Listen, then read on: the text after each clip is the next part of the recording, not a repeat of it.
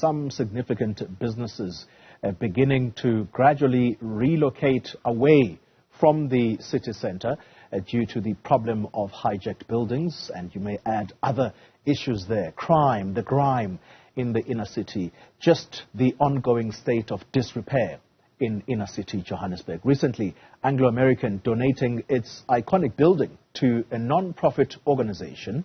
Let's get more detail now about whether or not there is investment in inner city Johannesburg, or are we seeing a disinvestment, people running away from the issues we have just mentioned. Joining me in studio is Angela Rivers, as she is from the Johannesburg Property Owners and Managers Association. Good to have you in studio. Thank you for having me. Thank you for making the trip. We're going to have to go back. Yes. Since that tragic incident, where 77 people perished in that building, are you seeing any renewed vigor to try and fight the problem of hijacked buildings, but add to that the authorities just taking charge of the situation? Is anything new happening? So I think two quite significant things have happened in the last week, I would say. The first is we have seen an increase in the inner city of officials going into hijacked buildings and doing almost like a roll call to try and establish who's staying in the building, what are the conditions, things like that. Although, I mean, they could be doing it a lot quicker, in my opinion, because every day is a risk. The second really significant thing that has happened, which I'm quite happy about, is I was actually called from, I got a call from Brigadier Paramal from SAP Central to join their task team on combating crime in the inner city. Not specifically hijacked buildings, because obviously SAPS is very limited in what they're able to do within the hijacked building space. But for me, it's significant that that SAP Central, Joburg Central Police Station has said, we know there's a problem and we want to work together. And it was a great meeting. There was all the private sector security companies, experts in security and safety were in the meeting. So for me, it's a step in the right direction. It might not be coming from the right officials, but for me, any kind of activity where people are getting together and working as a collective, we are already going forward. Angela, you'll forgive my skepticism on the next question I'm about to ask you, but this building, and I wish you could see the picture of this building, an Anglo-American building, iconic. It's on 45 Main in downtown Johannesburg. That's the building that they've owned for many years. They've now given it away, and they've given it to a non-profit organization whose mandate, we understand, is to train young people, to prepare them for jobs. Now, Usindiso building, this is the building that burnt down.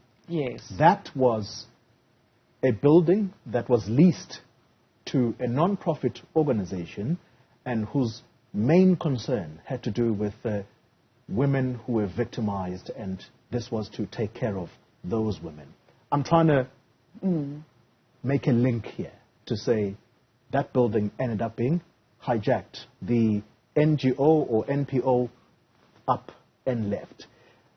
Are you worried with this massive building, beautiful, that is supposed to do beautiful and great things for young people? Are you scared that it might get into the hands of hijackers? You know, I have faith in the people at Anglo American that they've made the right decision in choosing who they want to take over that building. They've been in the inner city for such a long time that I don't, even the fact that they're leaving is disappointing. You know, it's always disappointing when a big corporate leaves the inner city. I've been in the inner city for 20 years. I've seen them leave. Every year there's another big person that's leaving, you know, and we're always on the fear, will Standard Bank, will FNB, you know, those are the guys who are literally funding the city at the moment to keep it alive. So I have faith in Anglo that they have done their due diligence, and they just haven't handed over to the first person who came over with some no NPO documents or, you know, some kind of random paperwork. Because I think even though they've left, there's still, I mean, once you're in the inner city and you've been there, it's very difficult to just turn your back on it for good. I tried. It doesn't work.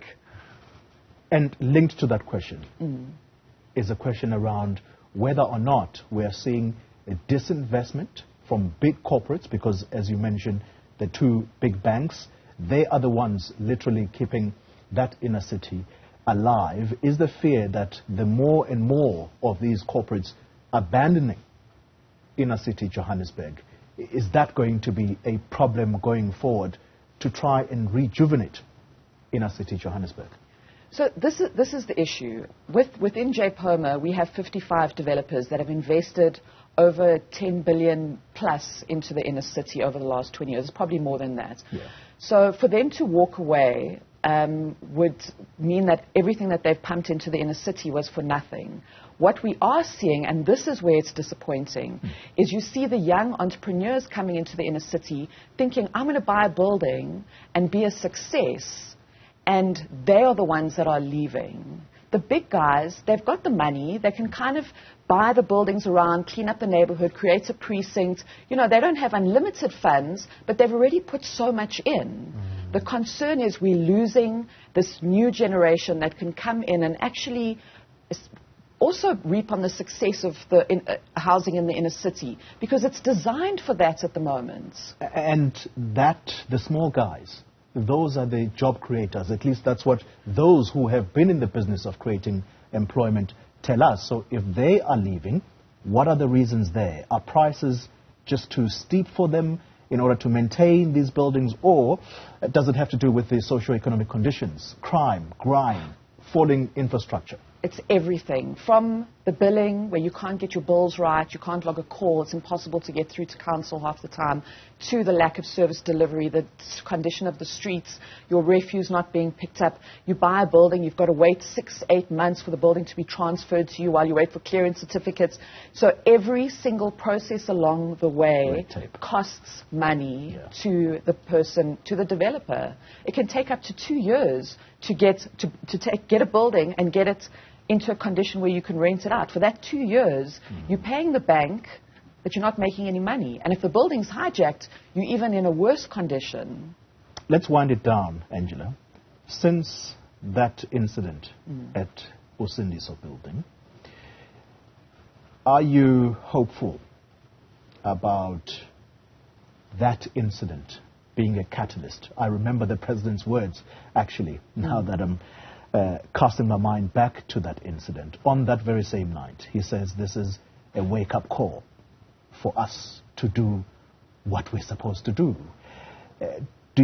Are you hopeful that the scourge of hijacked buildings is going to be uprooted? We've seen a number of officials from Johannesburg literally going building to building, disconnecting, because these are people that are draining the resources, by the way.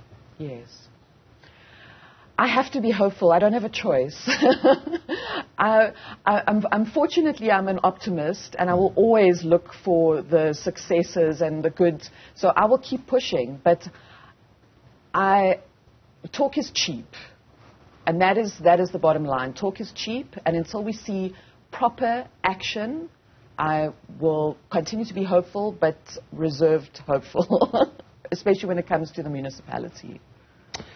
Angela Rivers, let me thank you very much for your time and indeed your optimism. We don't have a choice but to be hopeful that things are going to change for the better. She is the General Manager at the Johannesburg Property Owners and Managers Association, and keep on doing the good work that you do.